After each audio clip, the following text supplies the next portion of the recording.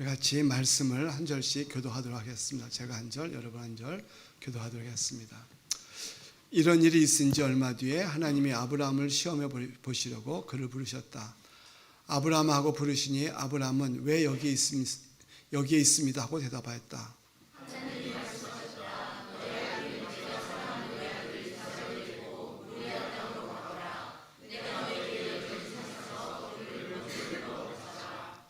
아브라함이 다음날 아침에 일찍 일어나서 나귀의 등에 안장을 얹었다. 그는 두 종과 아들 이삭에도 길을 떠날 준비를 시켰다. 번제에 쓸 장작을 다 쪼개 가지고서 그는 하나님이 그에게 말씀하신 그곳으로 길을 떠났다.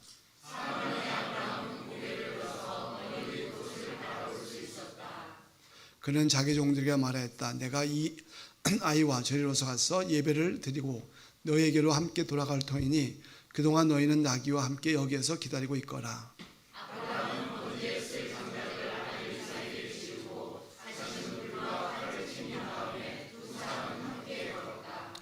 이삭이 그의 아버지 아브라함에게 말하였다. 그가 아버지하고 부르자 아브라함이 얘야 왜 그러느냐 하고 대답하였다. 이삭이 물었다. 불과 장작은 여기에 있습니다마는 번제를 바칠 어린 양은 어디에 있습니까?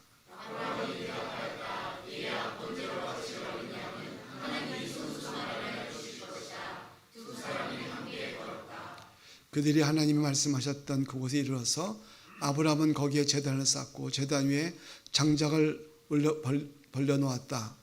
그런 다음에 제 자식 이삭을 묶어서 제단 장작 위에 올려놓았다. 그때 주님의 천사가 하늘에서 아브라함아 아브라함아 하고 그를 불렀다. 아브라함이 대답하였다. 예, 여기 있습니다.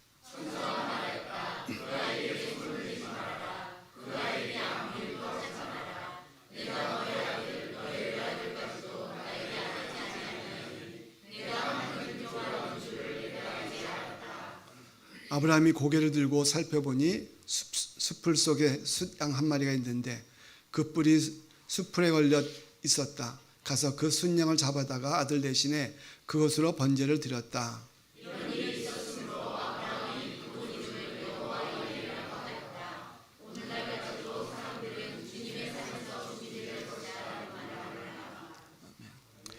맨 이해와 오해라는 제목으로 우리 김광진 성사님 와서 말씀 전해 주시겠습니다. 큰 박수로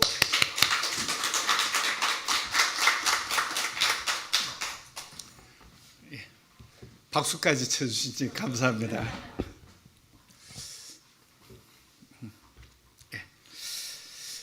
하나님을 경험한다는 말이 무슨 의미일까요? 여러분 교회 살면서 하나님을 경험했다는 말 많이 들으시죠? 그렇죠? 삶 속에 일어난 사건을 통해서 제가 하나님이 어떤 분인지 그분의 성품을 경험했다, 느꼈다, 알게 되었다는 말입니다. 그런데 어떻게 하나님을 경험하고 살 수 있죠? 바쁘게 살다 보면요, 저녁에 누웠을 때 우리 안에 어떤 일이 일어난지 생각조차 나지 않습니다. 아닌가요? 아침에 오늘 하루의 삶을 기억하며 주님, 오늘 나에게 치유하시는 하나님이 필요합니다. 너무 힘들어요. 주님, 나에게 위로하시는 하나님이 필요합니다. 그렇게 의뢰했다면 바쁜 하루의 삶을 마치는 저녁 시간 침대 안에서 아니면 의자에 앉아서 하루를 돌아보며 생각하면 어떻게 되죠? 아, 주님, 오늘 당신이 나에게 위로하시는 하나님이셨군요. 주님, 당신이 오늘 나에게 정말 모든 문제를 해결해 주시는 해결자셨군요. 그렇죠? 여러분, 우리가 의뢰하지 않으면, 기도하지 않으면요, 하나님을 경험할 수 없습니다. 하나님을 숱하게 경험하는 사람과 경험하지 못하는 사람의 차이는 어디서 나타나는 거죠? 하나님을 의뢰하고 하루를 시작했느냐, 하나님을 의뢰하지 않고 하루를 시작했느냐에 그 답이 갈라집니다. 하나님의 이름 여러분 많이 기억하시죠? 여호와 이레, 여호와 라파, 여호와 샴마, 수많은 이름들이 있습니다. 어떤 거죠? 누군가가 하나님의 성품, 그것을 경험했다는 겁니다. 여러분, 오늘도 계속 새로운 이름이 만들어지고 있습니다. 자유를 주시는 하나님, 은혜를 주시는 하나님, 내 삶을 송두리째 바꾸시는 하나님, 매일매일 우리의 삶에 새로운 하나님의 이름이 만들어져야 합니다. 아닌가요? 이제 저희들 떠날 시간이 됐습니다. 벌써 56일을 끝내고 돌아가는 순간이 되었습니다. 그 날 동안요, 수많은 하나님의 성품을 이곳에서 경험했습니다. 경험하고 나서 또 실패하는 것도 또 느꼈고요. 그리고 또 여전히 제 안에 하나님을 향한 원망, 불평이 남아있는 걸 또 보게 됩니다. 여러분, 제가 여러분이 전혀 알지 못할 찬양을 한 곡 들려드리겠습니다. 복음성가입니다. 한번 들어보실래요?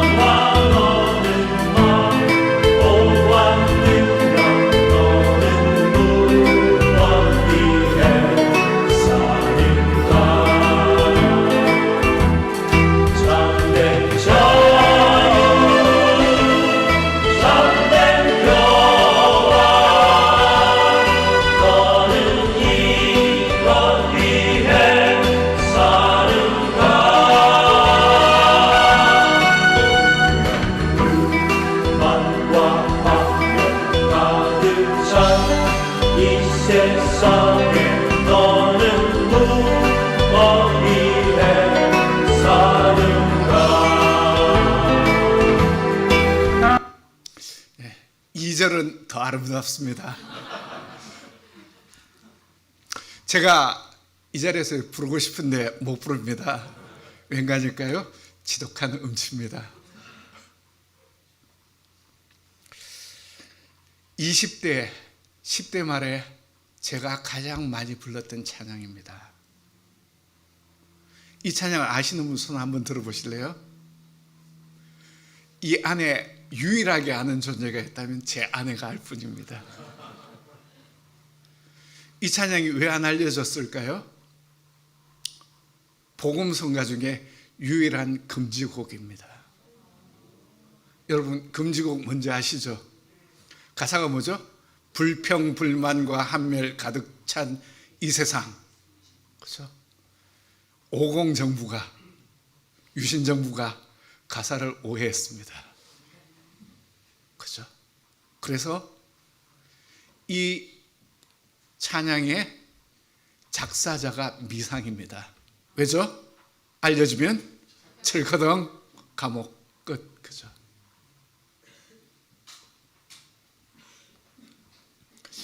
이 찬양이 이야기하고 싶은 게 뭐죠? 예수 그리스도로 말미암는 참된 자유, 참된 평화를 이야기하고 싶은데 세상은 뭐만 들은 거죠? 불평, 불만과 한멸 가득 찬 이 세상에 너는 무엇 위해 사는가? 운동권이 불렀던 찬양입니다. 운동권이 찬양을 불렀습니다. 그죠? 얼마나 재밌는 하나님이십니까? 어린 시절 저는요, 금수저를 물고 태어났었습니다.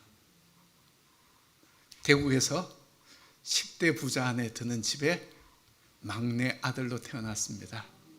어머니가 저를 42에 낳았어요. 어떤 자식이겠습니까? 7남매 중에 막내.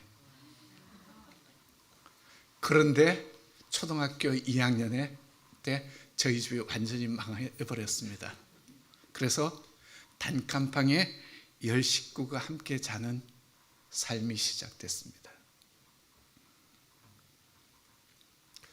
저에게 교회에 대한 아주 불쾌한 기억이 초등학교 4학년 때 생겨났습니다. 학급에 저축을 하면서 그 돈을 모으는 저금통이 있었는데요. 그 저금통이 분실됐습니다. 그런데 그걸 훔쳐간 사람으로 저를 누군가가 지목했습니다. 그의 이름을 제가 잊을까요? 못 잊을까요? 이름이 김부흥입니다. 저희 동네에 있던 대형교회 담임 목사 아들이었습니다. 제가 교회를 나갈 수 있을까요? 못 나갈까요?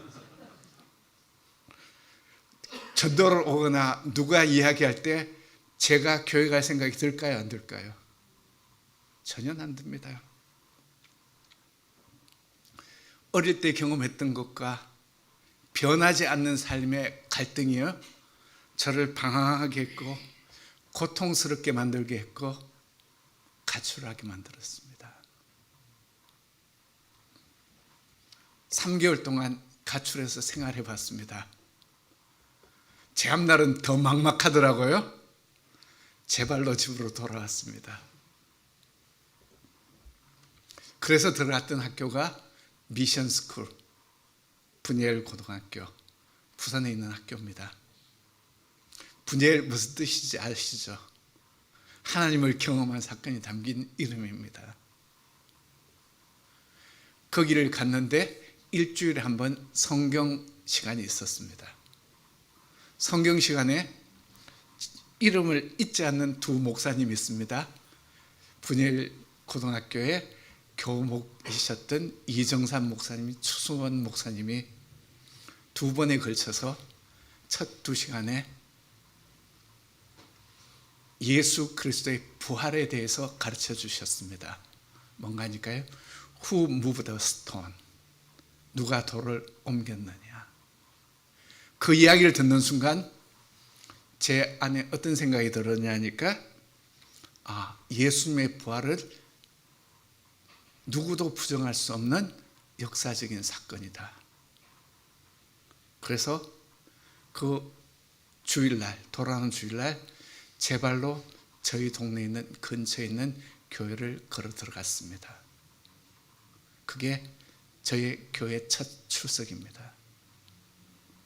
여러분, 안 믿는 가정에서 교회를 처음 왔습니다. 누가 저에게 교회에서 어떤 생활을 해야 되고 뭘 해야 되는지 가르쳐 준 사람이 있나요? 저에게 교회는 너무너무 불편한 곳이었습니다. 주일 예배, 저녁 예배, 주일학교 예배, 새벽 기도회, 구역 예배, 모든 예배를 참석했습니다. 왜요? 모르니까요.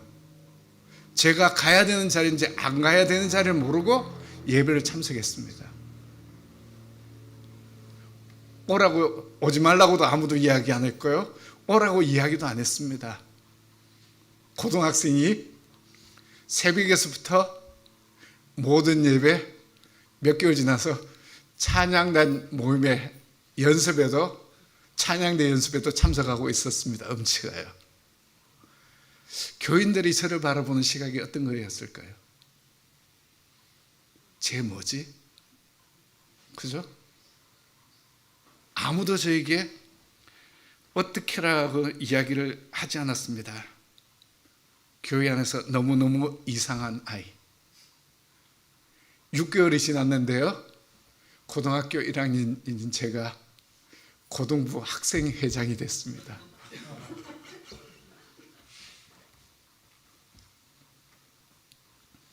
그런데 몇 개월 후에 중대한 사건이 터졌습니다. 주일 예배 때 목사님이 광고하시면서 올해는 중고등부 여름 수련회 못 갑니다. 왜냐니까 교회가 성전 건축을 시작했기 때문입니다. 그렇죠? 폭탄을 터뜨리셨습니다. 중고등부 학생은요, 여름 수련회 하나를 바라보고 사는 존재라고. 그때 왜냐니까 탈출을 할 수 있는 유일한 구멍이었으니까. 예배를 마치고 오후 3시쯤 목사님 댁에 제가 찾아갔습니다. 들어갔어요? 왜 왔냐고 물으셨죠. 돌직구를 날렸습니다. 목사님은 목사님 아들이 원기가 수학여행 가야 되는데 집 산다고 수학여행 안 보내십니까?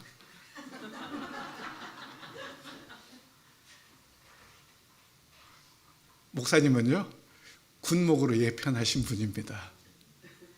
그 자리에서 뭐라고 하냐니까 막 제 평생에 가장 큰 고함 소리를 들었습니다. 당장 나가! 쫓겨나왔습니다. 전 당당하게 걸어 나왔습니다. 제가 뭐 틀린 말을 했나요? 그죠? 다음 주 주일 예배 때 목사님이 강구하셨습니다. 지난주에 중고등부 수련회 못 간다고 했던 이야기를 제가 취소합니다. 저는요, 사모님에게 찍혔습니다.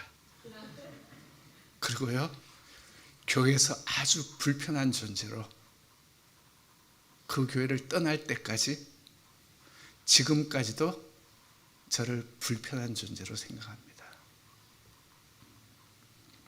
고등학교 때 1학년 때 침례를 받았고요. 고등학교 2학년 때 목사가 되겠다고 서원했습니다. 영악한 결정이었습니다. 왠 줄 아십니까? 1년 거의 반 동안 제 귀에 들려온 설교의 내용은 아주 명확했습니다. 하나님은요, 보통 분이 아니시더라고요. 제가 좋아하는 건 뺏어가시는 분. 제가 하고 싶은 길은 막는 분. 그죠? 비즈니스를 망가뜨리고 교통사고를 내고 무슨 수를 써서라도 교회로 나오게 만드시는 분이라는 메시지만 제게 들렸습니다. 제가 그때 결정하는 게 잘 살아남는 방법은, 내 인생이 망가지지 않는 방법은 뭐 하는 거예요? 목사 되는 밖에 없겠구나. 제가 목사가 되겠다고 서원한 건 영악한 결정이었습니다. 그것도 예수 안 믿는 가정에서요. 제 앞길을 볼 때 그것밖에 길이 없었어요. 고3 때였습니다. 아버님이 자살하셨습니다. 판피린 중독, 약물 중독으로. 그리고 그 실패에 대한 그 모든 걸 안고 고3 8월에 자살하셨습니다. 제 인생에요, 어마어마한 위기가 찾아왔습니다. 그때 제가 하나님께 한 말이 딱 한마디입니다. 하나님, 도대체 내한테 왜 이러세요? 목사 된다고 했잖아요. 다 포기하고 당신을 위해 살겠다고 했잖아요. 그런데 내게 왜 이러세요? 대학교를 진학했습니다. 7남매 중에 막내, 망한 가정, 그죠? 학교를 갈 수 있는 유일한 선택을 했습니다. 인생의 로또를 잡았습니다. 국립대학, 교육대학 장학생으로 들어갔습니다. 학비 면제에 매달 생활비를 줬습니다. 학교에서. 인생의 로또를 잡은 거죠. 그런데요, 거기에는 엄청난 함정이 깔려 있었습니다. 제가 음치잖아요. 음악을 통과해야 되고 오르간을 쳐야 했습니다. 그래야 초등학생들에게 음악 시간 수업을 가르칠 수 있잖아요. 교수님께가 사바사바하면 끝납니다. 저희 과에 남자 학생이 딱 2명 있었거든요. 그죠? 남교사가 절대 부족이었기 때문에. 그런데 자존심에 그걸 못하겠습니다. 그리고 나서는요, 제 모든 울분을 하나님께 토하기 시작했습니다. 뭐가 됐냐니까요? 운동권에 들어간 겁니다. 저의 타겟은 2가지였습니다. 세상, 교회. 왠 줄 아십니까? 저희 목사님 군목 출신이라고 하셨죠. 그 시절에 청와대 초참 미팅에 갔다 온 걸 예배 시간에 자랑하시고, 그 어려운 시절에 성지순례 갔다 온 걸 3개월 정도 자랑하시고, 설교 때마다 성지순례 갔다 온 이야기를 하시고, 제가 볼 때는요, 교회는 사랑이 없는 동네였고, 교회는요, 정의가 없는 동네였고, 교회는 사람을 망가뜨리는 동네였습니다. 그래서 하나님을 떠났습니다. 3년 반 동안 도망 다녔고요. 그리고 6.29 선언이 터지고 나서 또 제 발로 집으로 돌아왔습니다. 제 모습은요, 정의라는 것 찾아볼 수 없을 정도로 망가졌고요. 저는 하나님을 이미 포기했는데 하나님은 저를 포기하지 않았습니다. 장애자 선교단체에 자원봉사자로 여름날 2박 3일을 갔습니다. 그곳에서 아내를 만났습니다. 그리고요, 아내를 쫓아다녔습니다. 지금으로 말하면 스토커였습니다. 아내는요, 견디다 못해 직장을 그만두고 잠적했습니다. 그걸 끝까지 쫓아가 찾아냈습니다.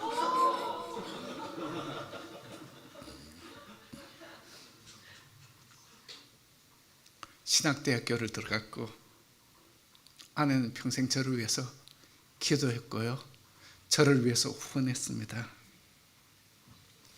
에젤 기억나시죠? 돕는 배필. 저는 아내를 통해서 하나님의 성품을, 긍정적인 성품을 경험했습니다. 그리고요, 조금씩 변해가기 시작했습니다. 지금 이 자리에 선교사로 서 있고요. 그런데 여전히 아내는 저 때문에 계속 고생하고 고통 속에 살고 있습니다. 왜냐니까요, 저는 아직도 성인 ADHD 환자입니다. 뭔지 아시죠? 집중력 장애. 누구하고 이야기하다가요, 갑자기 딴 데 보고 딴짓합니다. 커뮤니케이션이 잘 안 됩니다. 공감 능력이 부족합니다. 집중력이 없습니다. 그리고요, 스트레스가 극점에 올라가면 어떤 상황에도 폭발합니다. 하나님을 깊이 경험하고 아내하고 그 이야기를 나누다가요, 스트레스가 올라가면 갑자기 폭발해 버립니다. 많이 줄었지만 여전히 그대로입니다. 저에게는, 죄송합니다, 이해하게 들으십시오. 예수 영접한 때 그 전의 삶과 그 후의 삶이 있었지만 극적인 변화가 없었습니다. 저의 극적인 변화는요, 아내를 만난 후였습니다. 누군가가 욕할지 모릅니다. 그런데 하고 싶네요. 아내는 저에게 구원이었습니다.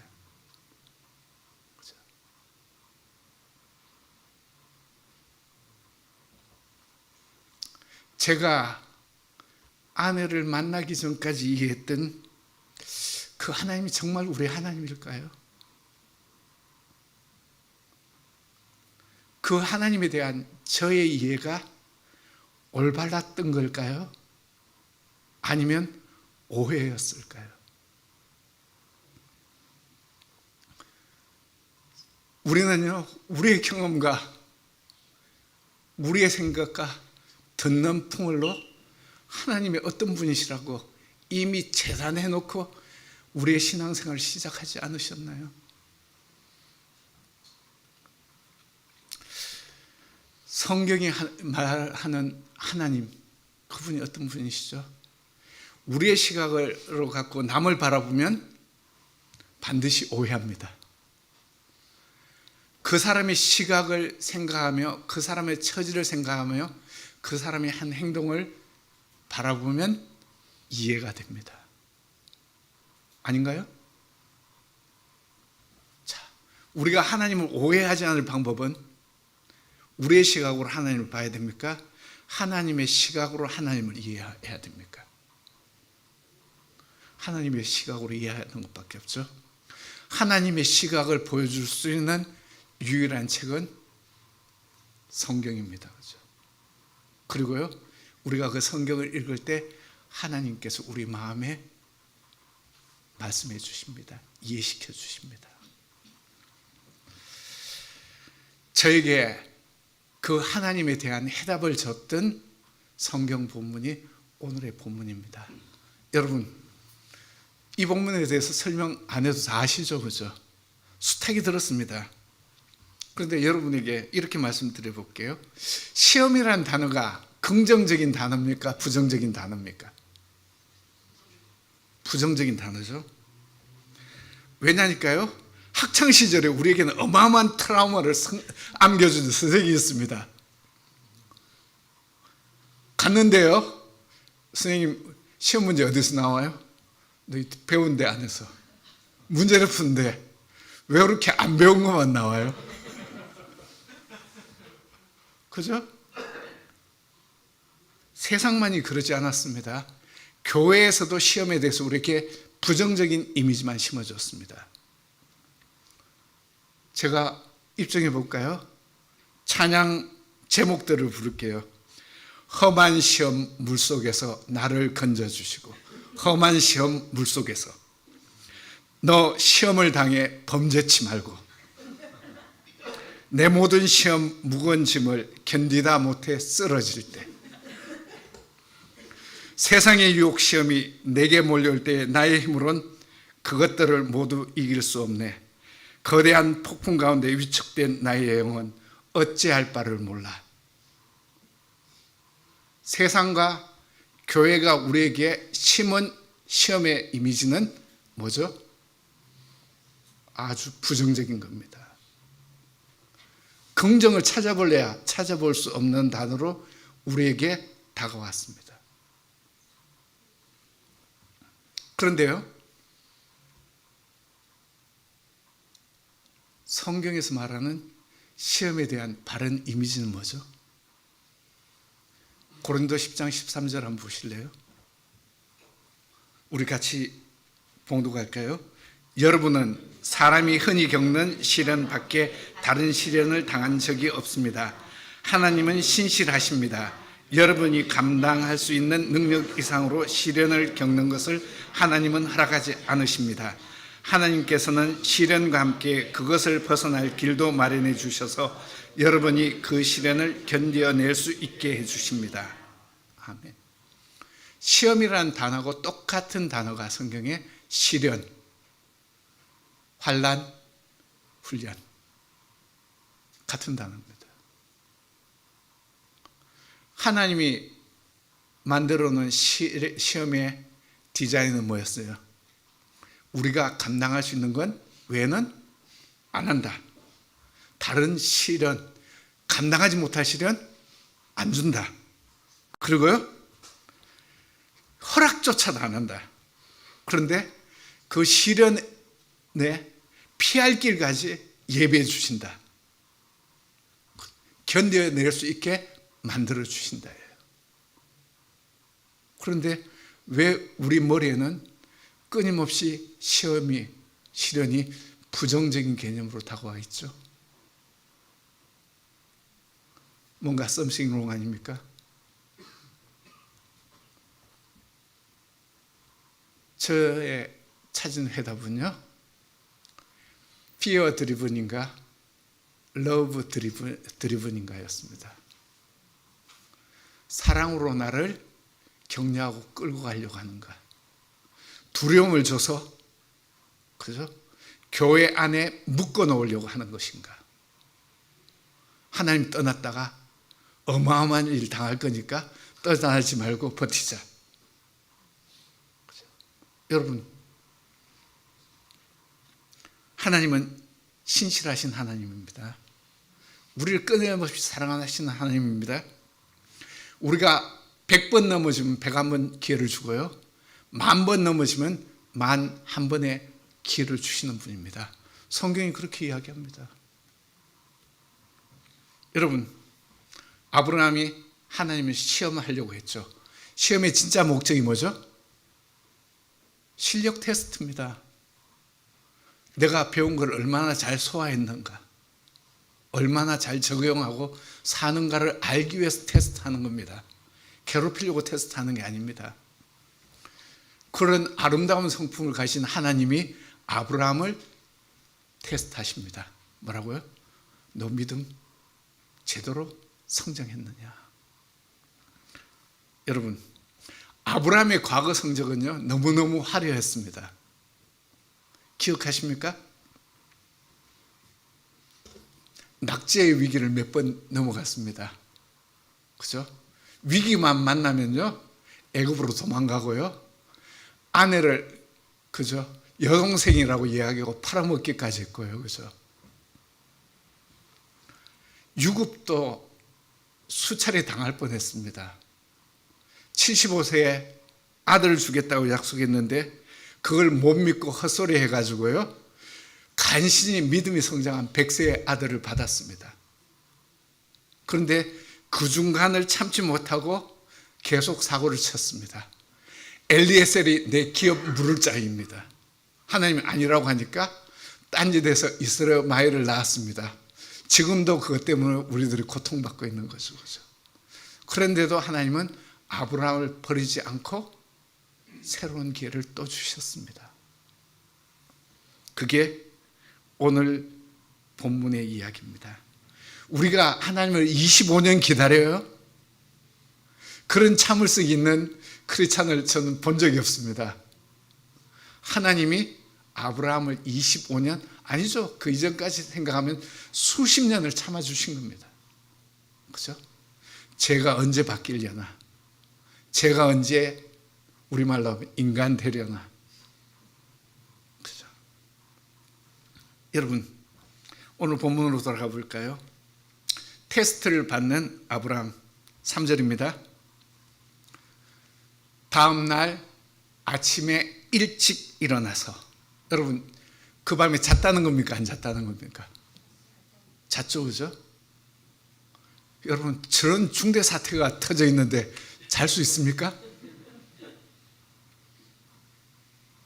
저런 중대 사태가 터지면 아침에 일찍 일어납니까? 아니면 의도적으로 침상을 구르다가 눈 감고 있다가 늦게 일어날 겁니까? 자, 4절입니다. 아브라함이 사흘 길을 걸어갔습니다. 사흘 동안 아브라함이 어떤 생각을 했을까요? 중간에 옆으로 튀어야 되는 거 아니야? 그죠? 별의별 생각을 했다고 생각하십니까? 5절입니다. 두 종들에게 뭐라고 이야기합니까? 내가 이삭과 함께 가서 예배 드리고 함께 돌아오리라. 종들에게 지금 사기치는 장면입니까? 7절입니다. 드디어 이삭이 입을 뗐습니다. 아버지, 재물이 어디 있어요?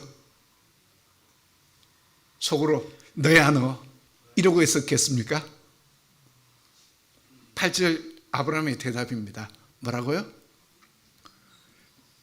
하나님께서 친히 준비하시리라. 자식 두고 지금 사기친 겁니까? 여러분, 이렇게 식상한 답이 나온다면 기독교는요, 수준 이하의 종교입니다.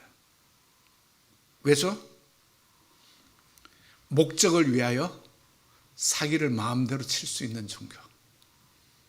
그렇죠?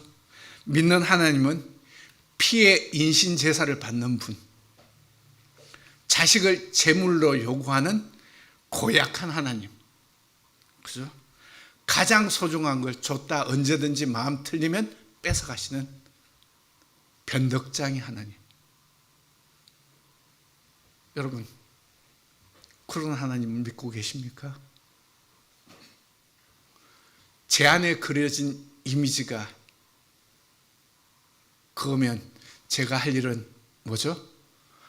어차피 끝난 인생이니까 하루빨리 교회를 탈출해야 합니다. 세상 사람들이 바라보는 기독교, 우리는 아브라함의 신앙을 믿음이라고 이야기하는데 세상적인 관점에서 바라볼 때는 접근 금지 구역입니다. 아닌가요?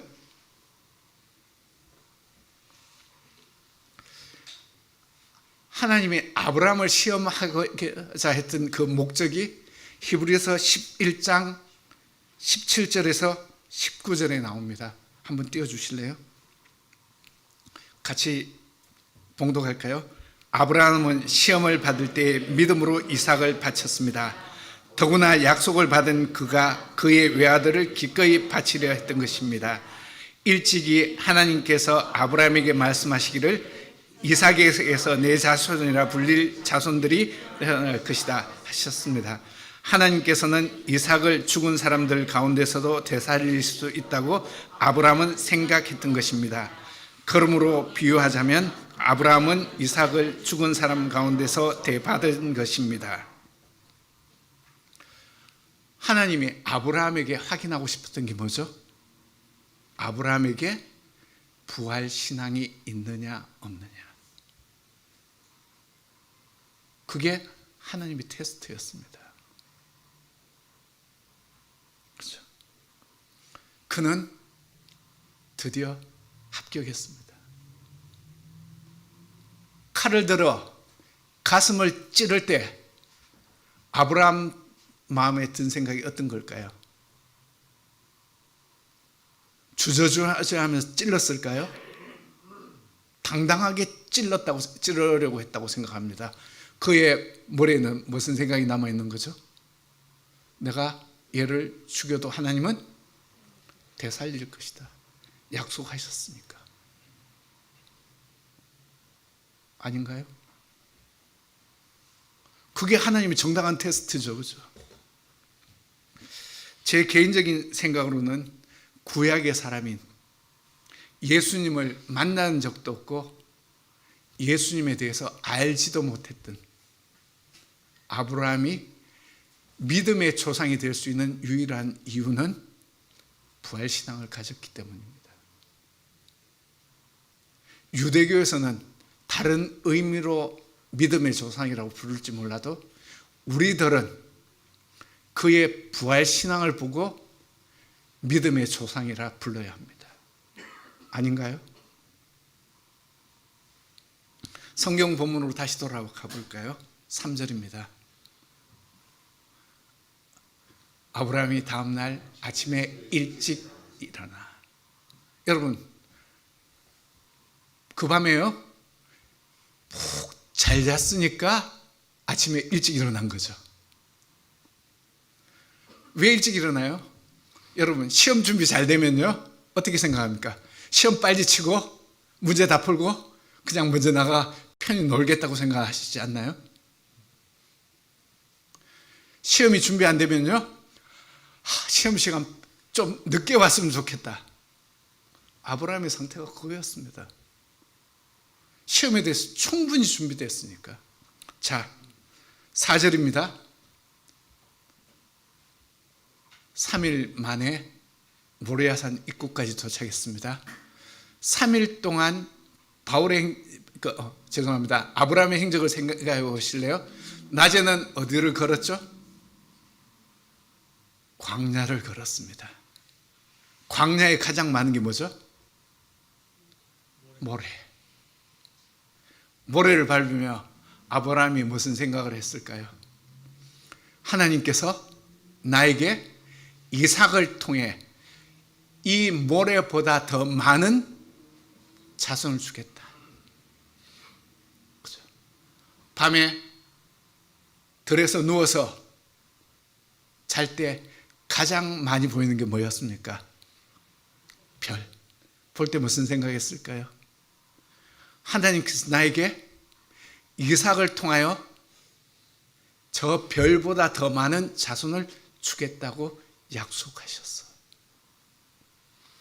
하나님은요, 3일 동안 아브라함에게 정답을 매 순간순간 보여주시면서 데리고 다니셨습니다.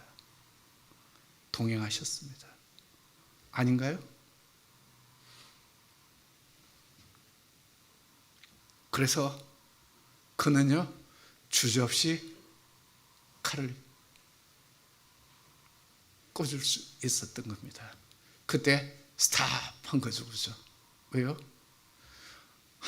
하나님은 둘 중에 하나를 하셨을 수 있습니다. 안 죽이게 만들 수도 있고요, 죽였는데 되살릴 수도 있으십니다. 그죠?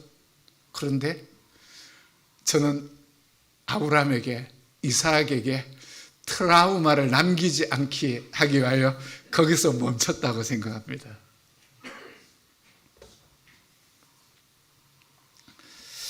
성경이 우리에게 전해주는 아브라함과 이삭의 스토리가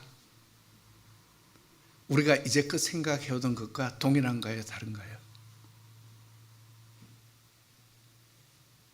왜죠? 왜 우리가 이렇게 하나님을 오해하고 살죠? 하나님을 이해하는 마음으로 성경을 읽고 기도하는 것이 아니라 세상이 주는 메시지와 하나님 안에 잔뜩 갖고 있는 오해로 하나님께 다가가는 것 때문 아닙니까?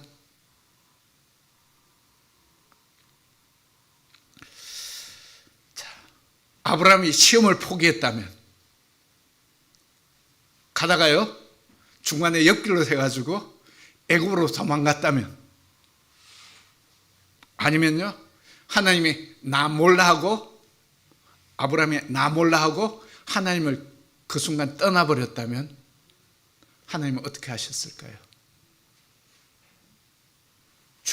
아브라함을 죽였겠습니까?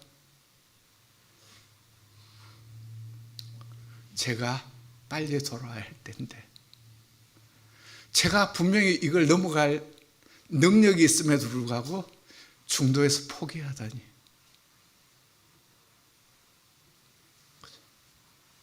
빨리 회복됐으면 좋겠다.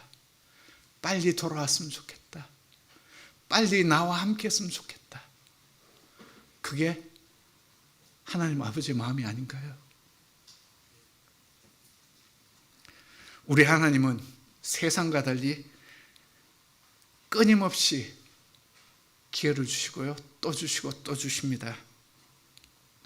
제가 인도 차이나에서 일하면서요, 한 번도 실패를 두려워한 적이 없습니다.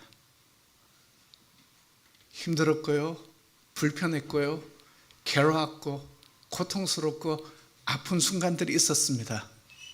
그렇지만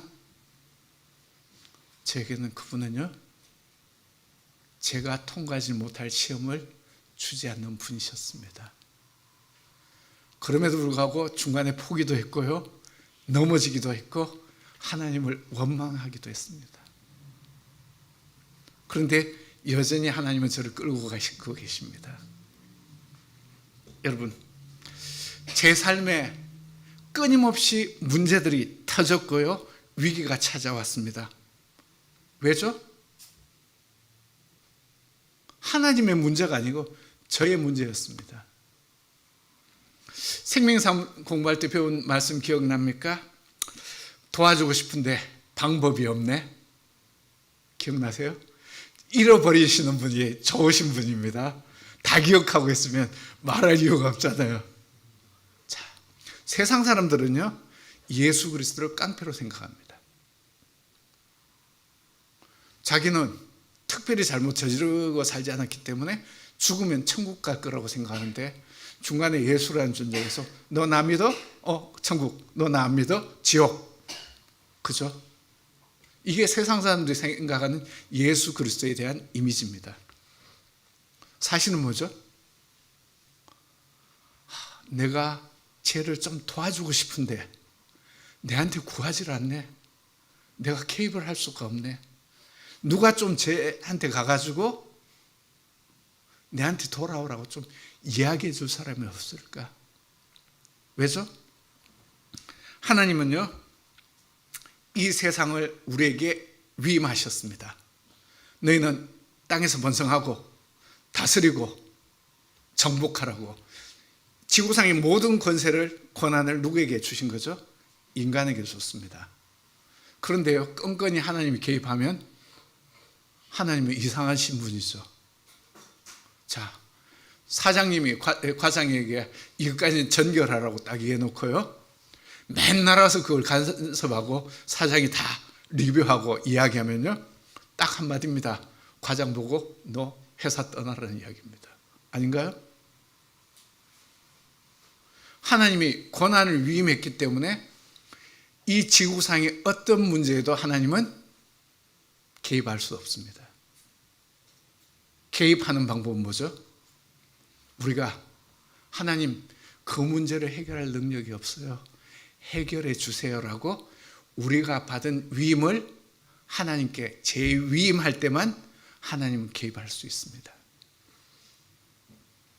아닌가요? 그래서 기도하지 않아서, 그죠? 기도하지 않았기 때문에 하나님 우리를 도와줄 수 없습니다. 수많은 사람들이 분노를, 원망을 하나님께 쏟아냅니다. 믿으면서도요. 뭐 때문에요? 하나님이 왜 그 순간 개입해 주지 않으셨어요? 그런데 우리가 하나님께서 개입할 수 있도록 그렇게 기도했나요?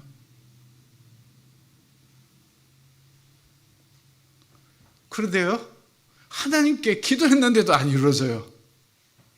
맞죠, 그죠? 하나님 이해가 안 됩니다. 이렇게 한번 설명해 볼까요? 저는요, 제 딸들이 초등학교, 중학교 때 하는 행동에 의도가 다 보였습니다. 그죠? 그런데 제 딸들이 제 의도를 다 봐요? 그죠? 하나님의 의도를 내가 다 파악할 수 있으면 그분은 하나님 아닙니다. 그냥 내 손에 있는 장난감일 뿐입니다. 이해 안 되기 때문에 그분이 하나님입니다. 그런데 여러분은 하나님이 하시는 일을 다 이해해야만, 저를 포함해서요, 하나님이 하시는 일이 다 이해돼야만 믿겠다고 하나님을 대적하고 원망합니다. 그죠? 우리 안에 있는 분노를 쏟아냅니다. 여러분 어떤가요? 하나님의 사랑을 이해하십니까? 아직도 오해하고 계십니까? 이 오해의 정답을 찾기 위해서 여러분이 성경을 읽고 기도해 보셨습니까? 아니면 원망으로 끝냈습니까? 그분은요, 우리를 사랑하는 아버지입니다. 얼마나 사랑하냐면요, 우리를 위해서 그 아들 예수 그리스도를 십자가에 달려 돌아가게 하신 분입니다. 아직도 정신 못 차리는 저를 향해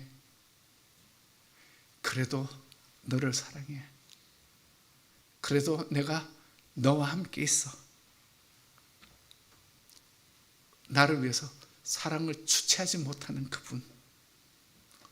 우리에게요, 뭘 주시기를 원하시는 분입니까? 영원한 생명, 나와 영원히 함께 하자. 끊임없이 우리에게 소망을 불어 넣어주시는 분입니다. 문제는 누구죠?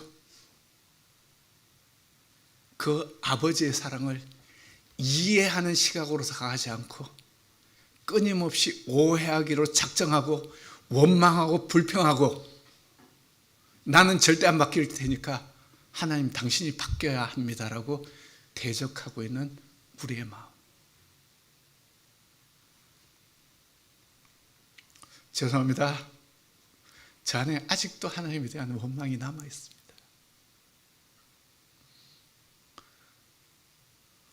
그 순간 주님 실수하지 않게 좀 붙잡아 줬으면 어떡해요? 어땠어요? 또 내가 이 아침에 아내 앞에서 못할 실수를 했네요. 별의별 일을 후회할 수밖에 없는, 그렇죠? 그걸 통해서 제가요 이제껏 성장해 왔고 앞으로도 성장해 가는 겁니다. 여러분, 우리의 마음을 하나님 앞에 한번 드려볼까요? 내 마음에 지금 자리 잡고 계신 그 하나님은, 그 아버지는 정말 나를 사랑하는 분으로 다가오시는 건가요? 아니면 언제든지 나를 망가뜨리고 나의 기쁨을 뺏어갈, 그래서 어쩔 수 없이 이곳에 앉아있는 모습인가요? 이 시간 우리의 삶을 하나님 앞에 분명히 내려놓고 결단하는 시간이 되었으면 좋겠습니다. 기도합시다.